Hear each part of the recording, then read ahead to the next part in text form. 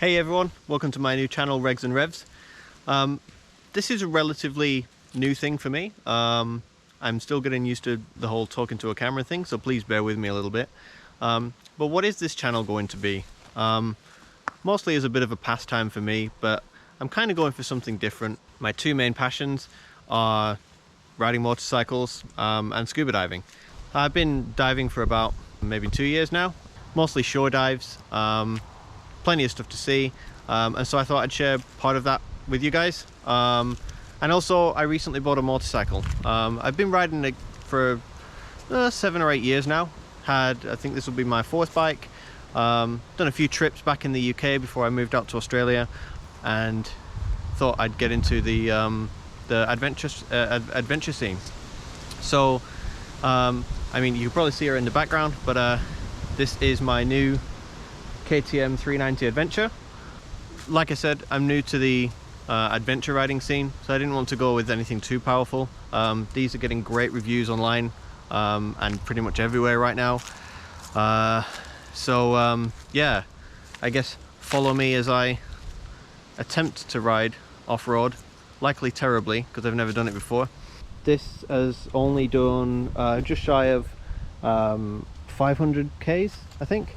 So she's still being broken in. I think the running period is 1,000 kilometers, so she's yet to have her first service.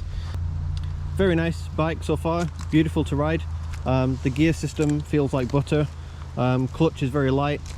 I'm yet to take it properly off-road. As you can see, I'm in a bit of a bush setting right now. I mean, that track is essentially the majority of what I've done so far. All of my riding career so far has just been road. So in terms of bike, it's pretty much stock. One things I've done so far are the quad lock phone mount. This is absolutely fantastic. Unfortunately, I don't have a mainstream phone, so I had to go with the sort of quad lock attachment. For the more mainstream phones, you can actually get cases that click in. Essentially, this just clicks on like that, locks on. That's not going anywhere. The bike does have built-in 12-volt socket, so as you can see there, I've just got my phone charger. I've kind of lashed it to there, so I don't have it's not hanging when if it ever comes out, or if I'm not needing to charge it. And honestly, that's really it. The plans for this bike are going to be, first of all, replacing the bash plate. So the one that is on the stock model is reportedly not very good. The mounting system essentially brackets to the engine, which kind of makes the whole point of a skid plate irrelevant, because it means that the engine is essentially taking all of the energy when I ultimately bottom it out. But also, this is the Australia model, so the crash bars don't come as stock. On the I think on the US version it does come as stock, but when I picked this bike up from the KTM dealer, we got the power parts ordered in, so they're on their way. I think they should have arrived by the time I send it into for my first service, so they'll fit it as part of that service. The only thing that did go wrong with the purchase of this bike was that there was actually some slight damage. Now, I think the way KTM have packaged it, you can see just on the fuel tank there's like some scuff mark. That was due to the way that the manufacturer had placed the handlebars in the crate, and so the bubble wrap, I think, that was wrapped up was moving in shipment, and it just wore the paintwork away a little bit.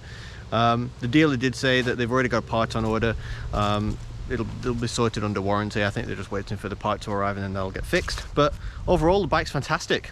Beautiful to ride. Very, very comfortable seating position. There's a lot of talk from more experienced off-road riders that the pegs angle too far forward. So we'll just show you guys. So you see that the foot peg is kind of leaning forward, which means that as you stand up, it kind of forces your body to lean forward, which is not a very good off-road position. So I may replace those in the future, I guess. It just depends how well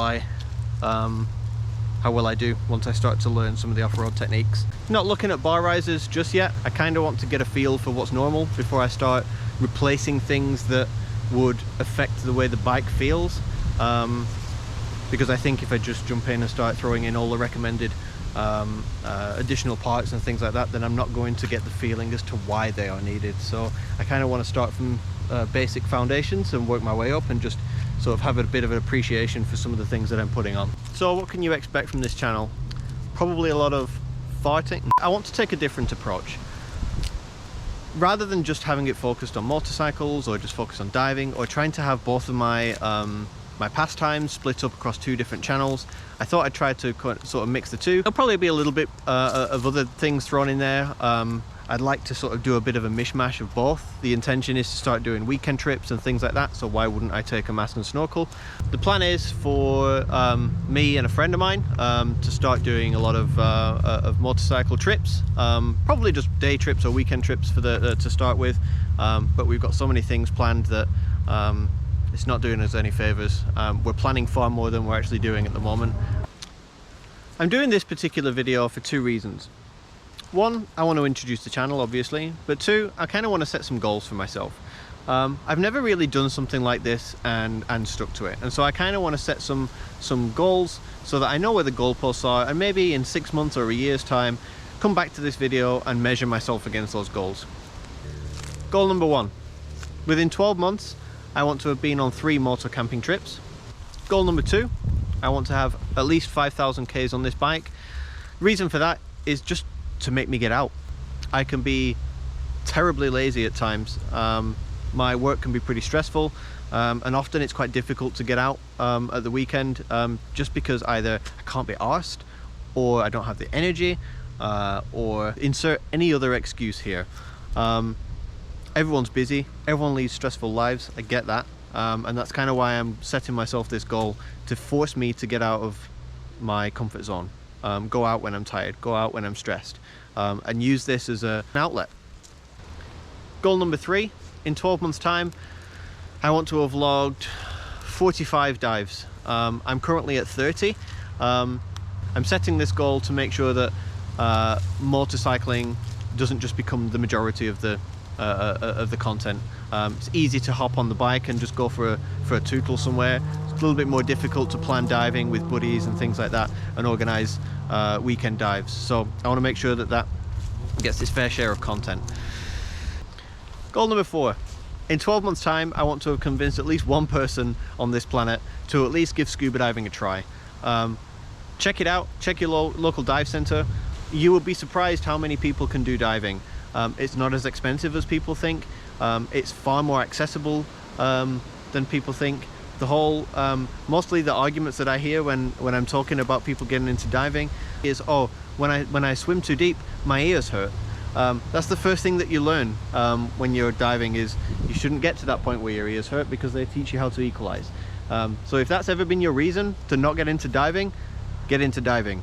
Discover a new world. Goal number five: similarly, I want to have convinced one person to give motorcycling a try. Yes, it's dangerous, but everything in life can be dangerous, you know? Being a good rider means mitigating that risk, having awareness of what you're doing, not riding like an idiot. I want to make sure that people are going on adventures, trying something new.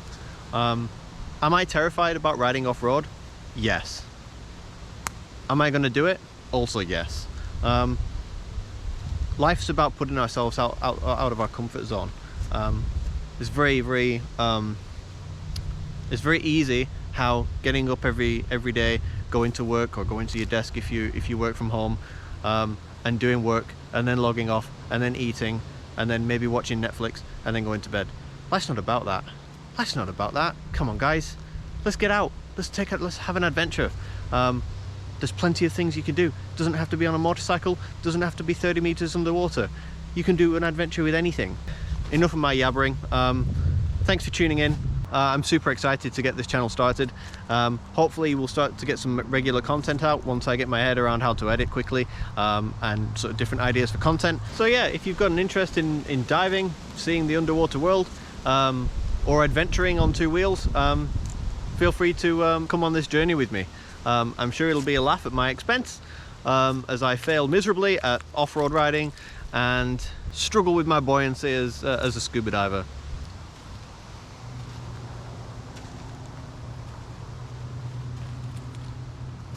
I don't know what else to say.